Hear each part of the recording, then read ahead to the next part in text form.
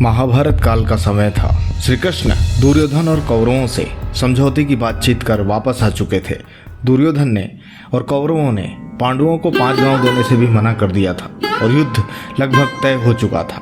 दोनों पक्ष अपनी अपनी तरफ से युद्ध की तैयारी में लग चुके थे और इधर मामा शकुनी को स्पष्ट हो चुका था कि उसने जो छल और द्वेष का बीज लगाया था वह एक अच्छे वृक्ष में बदल चुका है और अब उसकी फसल काटने का समय आ चुका है।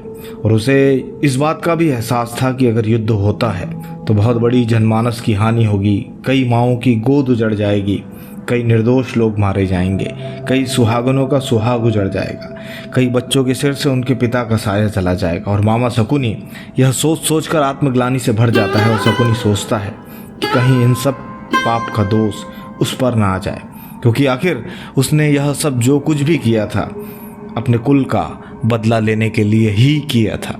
उसके बाद वह केरल के कोलम में एक जगह है मयाम कोट्टू मलचारू मलनाड़, वहाँ पर जाता है और भगवान शिव की तपस्या करता है।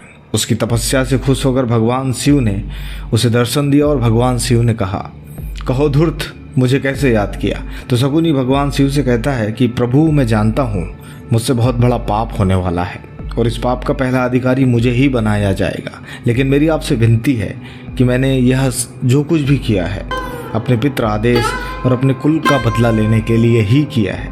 मेरी आपसे इतनी विनती है कि मेरे मरने के बाद मुझे आपकी शरण मिले। प्रभु थोड़ी देर सोचते हैं और उसके बाद तथास्तु कहकर अंतर्ध्यान हो जाते हैं। उसके बाद जैसा कि आप सब जानते हैं, महाभारत के 18वें दिन सहदेव ने जब शकुनी का वध किया तब शकुनी को लेने के लिए शिवदूत आए और उसे अपने साथ लेकर चले गए। और आज भी जहाँ पर मामा शकुनी ने भगवान शिव की आराधना की थी, तपस्या की थी, उस जगह पर शकुनी का एक बहुत बड़ा मंदिर है। इस मंदिर में मामा शकुनी की पूरी विधि विधान से पूजा की जाती है और मान्यता है कि इस मंदिर में पूजा करने से सभी मनोकामनाएं पूरी होती है। इस मंदिर में हर साल भव्य उत्सव का आयोजन किया जाता है। हजारों की संख्या में श्रद्धालु आते हैं और लोगों का मानना है कि इस मंदिर में सच्चे दिल से मांगी गई हर इच्छा पूरी होती है।